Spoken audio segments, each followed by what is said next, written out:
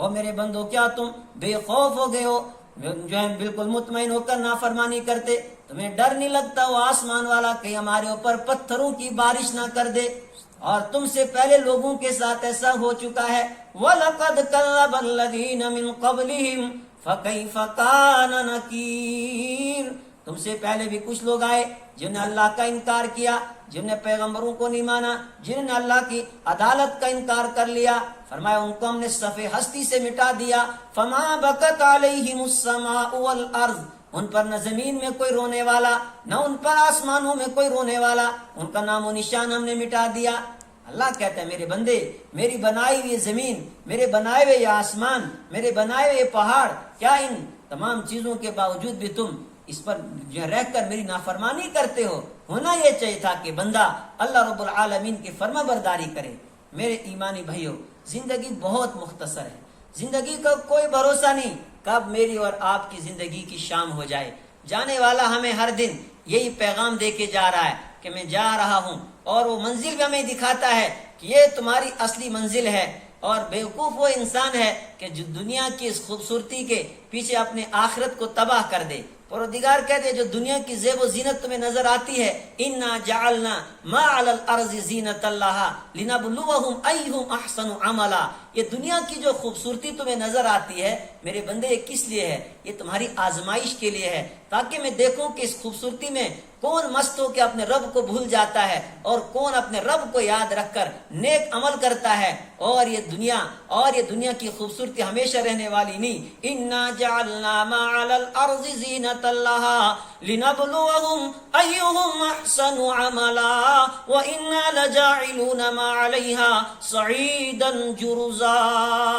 فرمایا تمام کی تمام چیزیں، یہ دنیا کی زیب و زینت، یہ دنیا کی خوبصورتی، یہ سب تہس نہس ہو جائے گی. کل من علیہا فان ویبقى وجہ ربک ذو الجلال والاکرام. کائنات کی ہر چیز فنا ہو جائے گی، باقی رہنے والی ذات صرف تمہارے رب کی ہے. لہذا اس رب کی بندگی کرو، اس رب کی عبادت کرو.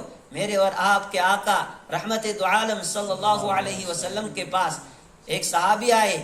آپ نے ان سے پوچھا کہ تمہارا کیا خیال ہے موت کے بارے میں، زندگی کے بارے میں کیا خیال ہے تمہارا؟ انہوں نے کہا اللہ کے رسول صلی اللہ علیہ وسلم، صبح کو جب اٹھتا ہوں، صبح کرتا ہوں، پھر امید نہیں ہوتی ہے کہ شام آئے یا نہ آئے، کہ ایسا نہ ہو کہ شام آنے سے پہلے میری زندگی کی شام ہو جائے، سورج غروب ہونے سے پہلے کہیں میری زندگی کا سورج نہ غروب ہو جائے. دوسرے صحابی آئے، آپ صلی اللہ علیہ وسلم نے ان سے پوچھا تمہارا کیا حال ہے؟ انہوں نے کہا اللہ کے نبی صلی اللہ علیہ وسلم، میں جب نماز کے لیے اٹھتا ہوں، نماز 2 رکعت یا 4 رکعت کی نیت باندھتا ہوں، پھر یہ امید نہیں رہتی ہے کہ اب اس نماز کو پورا کر پاؤں گا یا نہ کر پاؤں، کہ اس سے پہلے جو ہے میری زندگی کی شام نہ ہو جائے. پھر اللہ کے نبی صلی اللہ علیہ وسلم نے فرمایا میرا تو یہ حال ہے کہ میں ایک طرف نماز میں سلام پھیرتا ہوں، پھر یہ امید نہیں مجھے رہتی ہے کہ دوسری طرف سلام پھیر پاؤں کہ نہ پاؤں.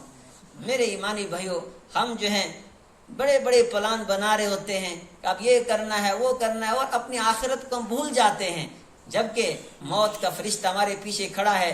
انسان پلان بنا رہا ہوتا ہے، اس نادان کو یہ خبر نہیں کہ وہ کپڑا بازار میں پہنچ چکا ہے جو میرا کفن بننے والا ہے، اور یہ ادھر سے تیاریاں کر رہا ہے، پلاننگ کر رہا ہے. آدمی گھر سے صبح نکلتا ہے کہ آج دن میں یہ کام کرنے ہیں، گھر سے نکلتا ہے، راستے میں پہنچتا ہے، حادثے کا شکار ہو گیا، انسان کی موت ہو گئی. اب اس کی ساری وہ پلاننگ وہیں رہ جاتی ہے. اس لیے کہا جاتا ہے کہ انسان جیے اس طرح کہ زندگی کی ہر سانس کو، زندگی کے ہر لمحے کو یہ سمجھ کر جیو کہ شاید یہ میری زندگی کی آخری سانس ہے، شاید یہ میری زندگی کا آخری لمحہ ہے. جب انسان اس طرح زندگی گزارے گا، اس کو یہ معلوم ہو کہ بس موت کا فرشتہ کھڑا ہے اور کب آ کے مجھے وہ دبوچ لے، کب وہ میری روح قبض کر لے. اور پھر انسان کی جو زندگی ہے وہ رب العالمین کی عبادت میں گزرتی ہے. پھر انسان اپنے رب کو یاد رکھتا ہے. پھر انسان جب اللہ کی عدالت کا ڈر انسان کو ہو کہ رب کی عدالت لگے گی، مجھ سے پوچھے گا میرا رب کہ میرے بندے بتا، میں نے تجھے زندگی دی تھی، کیا تو نے اس زندگی کے اندر کیا، کیا کر کے آ گیا تو زندگی کے اندر. صحابہ کرام رضوان اللہ تعالی علیہم اجمعین کتنے ڈرتے تھے. اللہ کے نبی صلی اللہ علیہ وسلم کی طرف سے بشارت دی جا چکی ہے کہ تم جنتی ہو، لیکن اس کے باوجود بھی روتے ہیں، گڑ گڑاتے ہیں. عامر بن سعید ایک صوبے کے گورنر ہیں، لیکن ان کی زندگی کا حال کیا ہے؟ جب انہیں گورنر بنا کر بھیجا گیا، ایک مرتبہ حضرت عمر رضی اللہ تعالیٰ عنہ جو امیر المومنین تھے وہ وہاں گئے دیکھنے کے لیے، اور اس شہر کی جو جامع مسجد تھی وہاں سارے لوگوں کو اکٹھا کیا اور اعلان کر دیا، بتاؤ تمہیں اپنے گورنر سے کوئی شکایت تو نہیں ہے؟ یہ ہوتی تھی حکومتیں۔ گورنر عامر بن سعید رضی اللہ تعالیٰ نے ان کو کھڑا کیا اور ساری پبلک سامنے ہے، سارے لوگ ہیں کہ اگر کسی کو کوئی شکایت ہے اٹھ کر بیان کرو۔ لوگوں نے کہا کہ ہمیں ان سے 3 شکایتیں ہیں۔ کہا کیا کیا شکایت ہے؟ کہنے لگے کہ امیر المومنین جب یہ پہلے گورنر بن کے آئے تو یہ فجر نماز کے لیے آتے تھے اور اس کے بعد یہی رہ جاتے تھے، اور فجر کے بعد سے ہی لوگوں کو قرآن پاک سکھاتے تھے اور لوگوں کے مسئلے سنتے تھے، ان کے مسئلے حل کرتے تھے، لیکن اب یہ نماز کے بعد گھر جاتے ہیں اور دیر کے بعد پھر لوگوں کے مسئلے و مسائل سننے کے لیے آتے ہیں۔ کہا یہ ہماری پہلی شکایت ہے۔ کہا دوسری شکایت کیا ہے؟ کہا دوسری شکایت یہ ہے کہ یہ ہفتے میں 1 دن غائب رہتے ہیں۔ کہا تیسری شکایت کیا ہے؟ کہا یہ کبھی کبھی بے ہوش ہو کر روتے ہیں اور گر پڑتے ہیں۔ اب سوال ہونے لگا کہ عامر بن سعید، لوگوں نے یہ شکایتیں کی ہیں، بتاؤ کیا مسئلہ ہے؟ انہوں نے کہا اے امیر المومنین، یہ راز میرے اور میرے رب کے درمیان تھا، لیکن اب لوگوں نے شکایت کی ہے اور لوگوں کے ذہنوں میں جو غلط فہمی اس کو دور کرنا بھی ضروری ہے۔ اب جواب دینے لگے، کہا کہ میری بیوی بیمار ہے، گھر میں مجھے کوئی نوکر نہیں ہے، اور نہ اتنے پیسے میرے پاس ہیں کہ میں کسی خادم کا کوئی انتظام کروں، اس کی تنخواہ دے سکوں، اس لیے نماز کے بعد جاتا ہوں، گھر میں صبح ناشتہ تیار کرتا ہوں، خود بھی کھاتا ہوں، بیوی کو بھی ناشتہ کراتا ہوں، اور بیوی کے کپڑے دھونے ہوتے ہیں وہ دھو کے دیتا ہوں، کبھی صفائی کرنی ہوتی ہے صفائی کر لیتا ہوں، اس میں تھوڑا سا وقت لگتا ہے، اور اس کے بعد پھر میں اپنے کام پہ آتا ہوں۔ یہ کون کہہ رہا ہے؟ وقت کا ایک صوبے کا گورنر ہے، وہ کہہ رہا ہے کہ میں صبح جا کر گھر میں چائے بناتا ہوں، کہتا ہے میری بیوی نے 30 سال میری خدمت کیا، وہ بیمار ہے، اس وقت اس کو اب میری خدمت کی ضرورت ہے، اس لیے میں جا کے پہلے بیوی کی خدمت کرتا ہوں پھر آتا ہوں۔ اور دوسری شکایت، ہفتے میں غائب کیوں رہتے ہو؟ کہنے لگے امیر المومنین میرے پاس پہننے کے لیے صرف کپڑے کا 1 جوڑا ہے۔ میرے ایمانی بھائیو ذرا سوچو، یہ وقت کا ایک گورنر کہہ رہا ہے کہ میرے پاس پہننے کے لیے کپڑے کا 1 جوڑا ہے، ہفتے میں 1 دن اسی کپڑے کو میں دھوتا ہوں، اور پہننے کے لیے میرے پاس کچھ بھی نہیں ہوتا ہے، بیوی کے کپڑے پہن کے گھر میں بیٹھتا ہوں، پھر یہ کپڑے جب سوکھ جاتے ہیں دوسرے دن وہی کپڑے لگا کے میں آتا ہوں۔ یہ زندگی تھی، دنیا کو لات مار دی تھی اور آخرت کی تیاری میں تھے۔ پھر پوچھا کہ عامر بن سعید، رو رو کے تم بے ہوش ہو کر کیوں گر پڑتے ہو؟ کہنے لگے کہ اپنی زندگی مجھے یاد آتی ہے، 40 سال میں نے ایمان لایا ہے، اور وہ پچھلی زندگی یاد آتی ہے کہ اگر رب نے مجھے پوچھا کہ اس زندگی میں تم نے کیا کیا تو میں اپنے رب کو کیا جواب دوں؟ وہ جب منظر یاد آتا ہے کہ جب اللہ کی عدالت لگے گی، اس عدالت میں جب مجھے اٹھایا جائے گا، عامر بن سعید کے پاس رب کو جواب دینے کے لیے کوئی الفاظ نہیں، اس لیے میں رو رو کے پھر بے ہوش ہو کر گر پڑتا ہوں۔ 3 شکایتیں نہیں 4 تھی۔ ایک شکایت یہ تھی کہ صرف دن کو ملتے ہیں، رات کو نہیں ملتے ہیں۔ پوچھا کہ تم رات کو کیوں نہیں ملتے ہو؟ کہنے لگے کہ میں نے دن لوگوں کے لیے رکھا ہے، رات رب کے لیے رکھی ہے، اور اپنی داڑھی کی طرف ہاتھ کیا کہ امیر المومنین میری داڑھی کے سارے بال اب سفید ہو گئے ہیں، اب پتہ نہیں کس وقت اللہ کے یہاں سے بلاوا آئے، اس لیے راتوں کو اٹھ کے رب کے سامنے روتا ہوں، اس رب کو مناتا ہوں میں۔ میرے ایمانی بھائیو، ہمیں اپنی زندگی کا جائزہ لینا ہے، محاسبہ کرنا ہے کہ ہم کر کیا رہے ہیں۔ حاسبوا قبل ان تحاسبوا، اللہ کے نبی صلی اللہ علیہ وسلم نے فرمایا کہ اپنی زندگیوں کا محاسبہ کرو اس سے پہلے کہ پھر محاسبہ کیا جائے، حساب لیا جائے تم سے کہ کیا کر کے آئے ہو اپنی زندگیوں میں۔ یہ زندگی بہت مختصر ہے اور یہ دنیا دھوکہ ہے۔ پروردگار بار بار کہتا ہوں الحیات الدنیا الا متاع الغرور، کہ میرے بندے یہ دھوکے کا سامان ہے، اس کے پیچھے اپنی آخرت کو تباہ نہ کر، اپنی آخرت کو برباد نہ کر۔ اس دنیا نے کبھی کسی کے ساتھ وفا نہیں کی ہے۔ میرے ایمانی بھائیو، اپنی فکر کریں، اپنے گھر کی فکر کریں، اپنے بچوں کی فکر کریں۔ اس وقت جو معاشرہ ہے، اس وقت جو تباہی مچی ہوئی ہے، اس وقت نوجوانوں کے ایمان کو جو سلب کرنے کی کوشش کی جا رہی ہے، نشے میں نہ جانے کن کن برائیوں میں لڑکے لڑکیاں مبتلا ہیں۔ میرے ایمانی بھائیو، اس نسل کی جو ہے فکر کرنی ہے کہ ان کا ایمان کس طرح بچے۔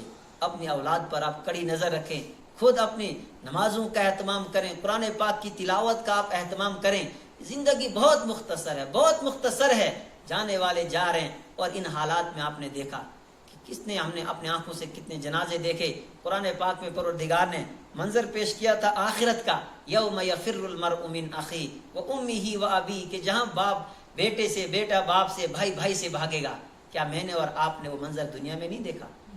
چھوٹی سی بیماری آئی، جہاں بھائی نے بھائی کو چھوڑ دیا، باپ نے بیٹے کو چھوڑ دیا، شوہر نے بیوی کو چھوڑ دیا، کوئی کسی کے قریب جانے کے لیے تیار نہیں، لاشیں ہسپتال کے اندر پڑی رہی، اور پھر ان کو نہ جانے جو ہے کسی کو جلایا گیا، کسی کو کہیں ڈالا گیا، کسی کو کچھ کیا گیا، لیکن بیٹا باپ کی لاش لینے کے لیے تیار نہیں، باپ بیٹے کی لاش لینے کے لیے تیار نہیں، شوہر بیوی کی لاش لینے کے لیے تیار نہیں۔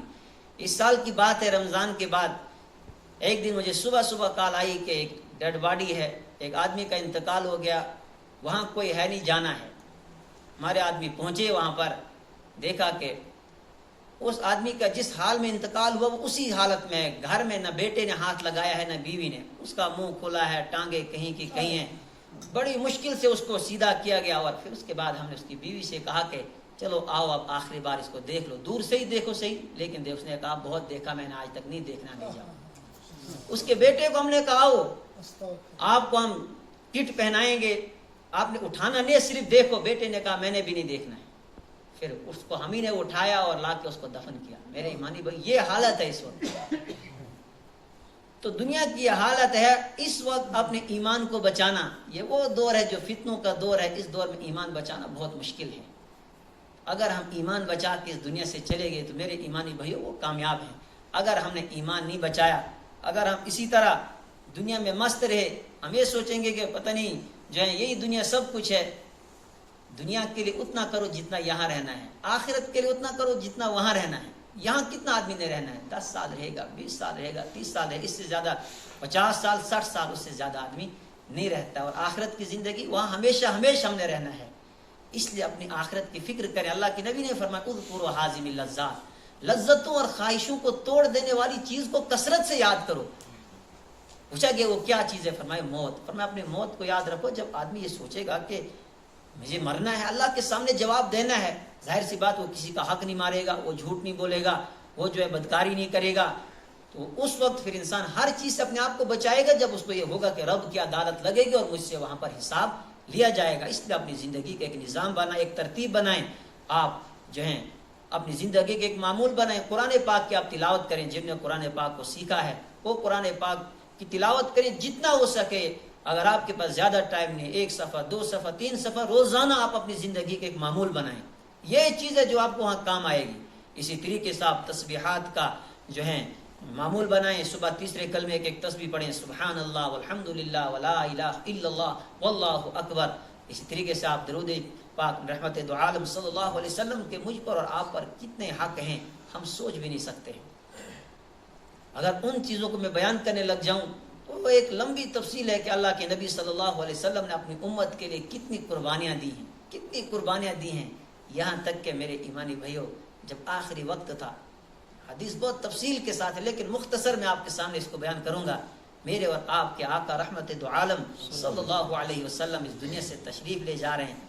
جبرائیل علیہ السلام آئے، آپ صلی اللہ علیہ وسلم نے فرمایا کہ میری امت کا کیا بنے گا میرے بعد، اور پھر اس طریقے سے بات چیت ہوئی۔ اللہ تبارک و تعالیٰ کی طرف سے اللہ کے نبی صلی اللہ علیہ وسلم کو بتا دیا گیا کہ اگر آپ کی امت موت سے پہلے یعنی حالت جو انسان کو آخری کیفیت جو انسان کے اوپر طاری ہو جاتی ہے، اس سے پہلے اگر آدمی نے توبہ کر لی، اللہ کہتا ہے کہ میں اس کو معاف کر دوں گا۔ پھر اس کے بعد جب آپ صلی اللہ علیہ وسلم کی روح کو نکالنے لگے، روح قبض کرتے کرتے سینے مبارک تک پہنچے، اللہ کے نبی صلی اللہ علیہ وسلم نے ملک الموت کو روکا، کہا رک جاؤ۔ ملک الموت نے پوچھا اللہ کے نبی صلی اللہ علیہ وسلم اب کیا ہوا؟ آپ کی ساری باتیں تو اللہ نے پوری کر لی، اب کیا ہوا؟ کہنے لگے کہ کیا جو تکلیف مجھے آپ دے رہے ہو روح نکالتے نکالتے، کیا میری امت کو بھی یہ تکلیف پہنچے گی؟ تو حضرت جبرائیل جو ہے ملک الموت نے کہا اللہ کے نبی صلی اللہ علیہ وسلم ظاہر سی بات ہے، اگر آپ کو تکلیف پہنچ رہی ہے، آپ تو امام الانبیاء ہیں، آپ تمام نبیوں کے سردار ہیں، آپ کی امت کو اس سے زیادہ تکلیف پہنچے گی۔ کہا ملک الموت ابھی میرے سینے سے اوپر روح نکالنا باقی ہے، آپ نے جتنی تکلیف میری ایک ایک امتی کو دینی ہے، آپ کو ساری تکلیف مجھے دے دیں، لیکن میری امت کو تکلیف نہیں دینا، میں اپنی امت کی تکلیف نہیں دیکھ سکتا۔ یہ وہ لمحہ ہے میرے ایمانی بھائیوں، جب آخری مرحلے میں ہیں، روح نکالی جا رہی ہے، اس وقت کہہ رہے ہیں کہ ساری تکلیف مجھے دیں، میں اپنی امت کی تکلیف نہیں برداشت کر سکتا۔ میرے ایمانی بھائیوں، ان کا ہمارے اوپر کتنا بڑا حق ہے، ان کے اوپر بھی آپ درود پاک، صبح ایک تسبیح، شام ایک تسبیح، زیادہ لمبا درود آپ نہیں پڑھ سکتے ہیں، صلی اللہ علی النبی الامی، صلی اللہ علیہ، اتنا بھی نہیں، اگر آپ صلی اللہ علیہ وسلم، سب سے مختصر درود یہ ہے، صلی اللہ علیہ وسلم، صلی اللہ علیہ وسلم، اور اس تصور کے ساتھ پڑھیں کہ ہم اللہ کے نبی صلی اللہ علیہ وسلم کے روزے پر ہیں، اور ہم اللہ کے نبی صلی اللہ علیہ وسلم کو یہ درود سنا رہے ہیں، اللہ کے نبی صلی اللہ علیہ وسلم اس کو سن رہے ہیں۔ اور اس طریقے سے استغفار، استغفر اللہ تعالی ربی من کل ذنب واتوب الیہ، اپنے گناہوں کو سامنے رکھ کر آپ روزانہ جو ہے استغفار کریں، صبح بھی شام بھی، اور چلتے پھرتے اٹھتے بیٹھتے آپ کی زبان پر اللہ کا ذکر ہو، آپ کے دل میں اللہ کی یاد ہو۔ اگر پھر موت آئے گی بھی، وہ موت کامیاب موت ہوگی، یہ انسان پھر دنیا میں بھی کامیاب رہے گا اور آخرت میں بھی انسان کامیاب رہے گا۔ اس لیے آپ حضرات رب کو منائیں، زندگی بہت مختصر ہے، توبہ کر کے جائیں، اللہ نے توبہ کا دروازہ کھلا رکھا ہے۔ انسان سے غلطیاں ہوتی ہیں، کوتاہیاں ہوتی ہیں، لیکن خیر الخطائین التوابون، سب سے بہتر خطا کار کون ہے؟ جو گناہ کے بعد توبہ کرے، اپنے رب سے معافی مانگے۔ اس لیے ہم بھی اب تھوڑی دیر کے لیے اپنے رب کو منائیں گے، اپنی غلطیوں کو اپنے سامنے رکھ کر اللہ کے سامنے گڑ گڑائیں گے، انشاءاللہ اللہ تبارک و تعالی ہمیں معاف کرے گا۔ اور ایک ارادہ آپ کر لیں کہ انشاءاللہ اس کے بعد ہم اپنی زندگی کی ایک نئی شروعات کریں گے، اور ہماری زندگی کے جو ایام باقی ہیں وہ ہم اپنے رب کی فرما برداری اور اس کی اطاعت میں ہم گزاریں گے، ٹھیک ہے؟ انشاءاللہ۔